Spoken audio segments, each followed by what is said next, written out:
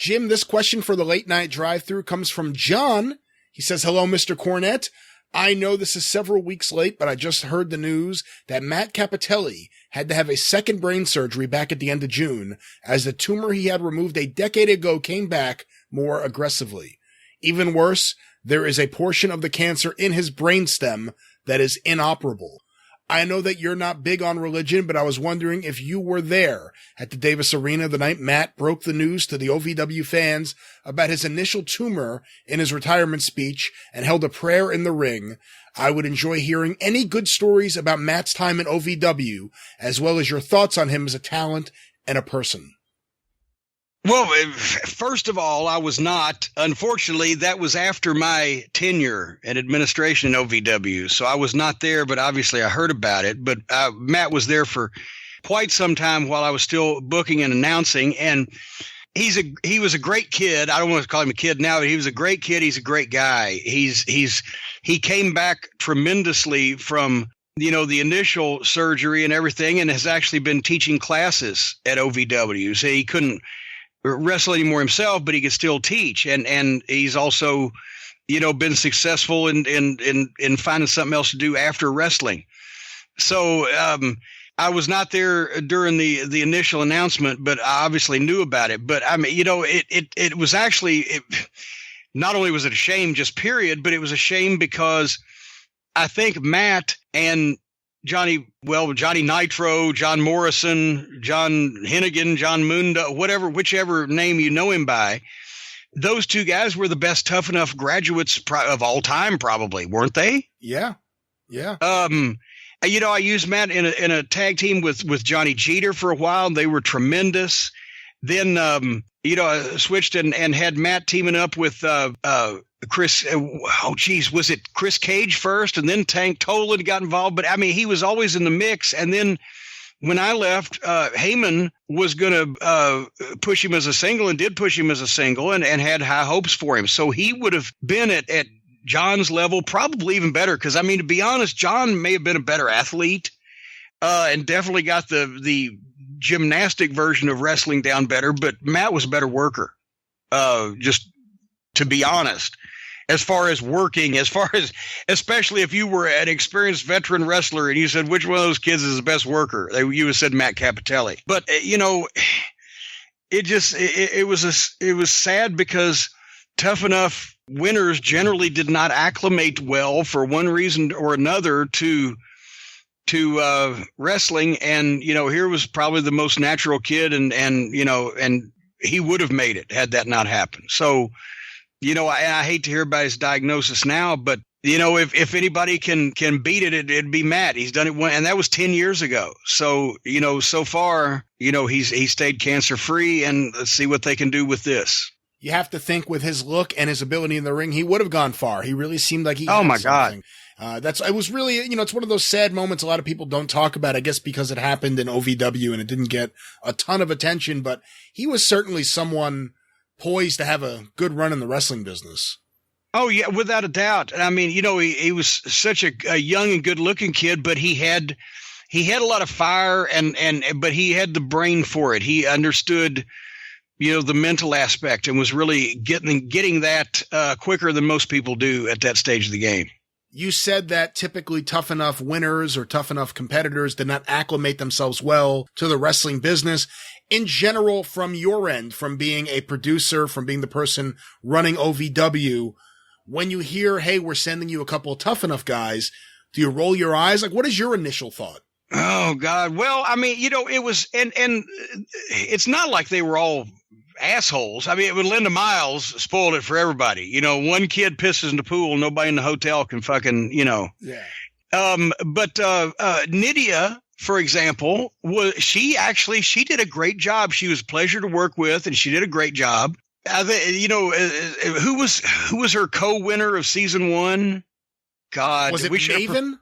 It may have been Maven. We should have prepared for this. Maven wasn't bad, but it didn't work for a variety of reasons. I guess he didn't last long. But the thing was, especially when they were talking about the big money they were talking about it at first, when you take somebody who has basically won a game show And obviously, reality TV, it was manipulated more because that was the John Gaboricks and the Kevin Dunns of the world that were manipulating more for personality at the beginning than for actual wrestling, not even talent, but potential.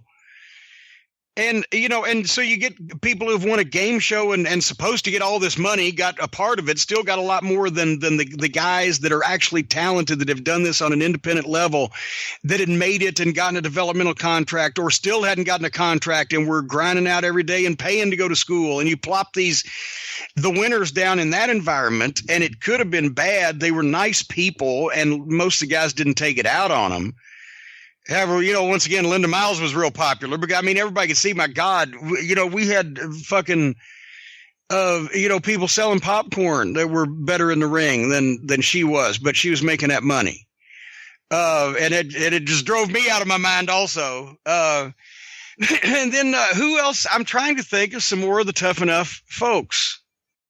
Yeah, boy, isn't that's an indictment of that whole program, wasn't it? Somebody actually emailed me and asked me, well, how did you handle it in OVW when you had outside camera crews come in and shoot training or, do news reports or whatever? We didn't.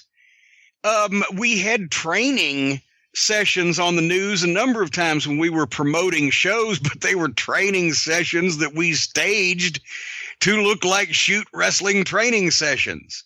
Now I know, and people can find footage of OVW doing stupid, goofy things on the fucking internet, but that was after my tenure. So I qualify that right now. Daniel Puder was after you, right? That was Heyman era OVW. No. Well, but it was right at the same time. I was there. Puder first came in. I was there, and he got a lot of heat. That's where I forgot about Puder. He got a lot of heat because he's a smart ass. And I liked him, and he probably, if he'd have stuck with it, he could have probably been a good wrestler, but I don't know if he would have made as much money as he did being, a shoot fighter that once, got a Kimura on Angle. But at one time I got a pop in the locker room from telling him to shut up because he was always mouthing off at people, but he had publicity and he came in and they didn't want to say anything. And one time he was nattering on. I said, Dan, do me a favor, shut the fuck up. And everybody said, yes, thank God.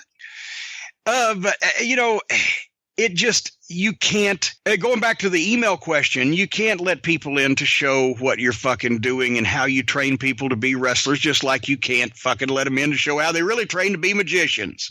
But you can certainly work them, or you can see people working out, or whatever the case may be.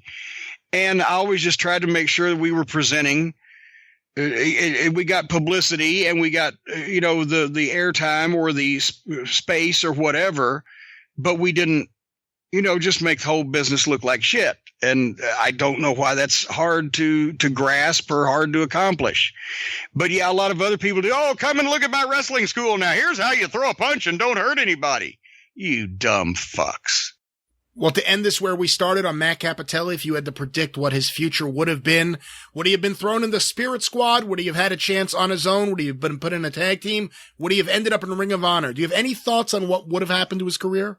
Well, if they'd made the right decisions, he would have been a star in the WWE, because he had all the ability and he had the look, and yes, he wasn't a huge guy, but he was such a great looking underneath babyface.